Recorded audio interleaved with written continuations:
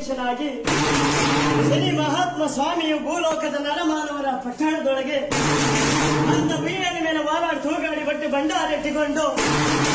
ಕಾತ ವಾಹನನಾಗಿ ಜಗನ್ಮಯಮಕನಾಗಿ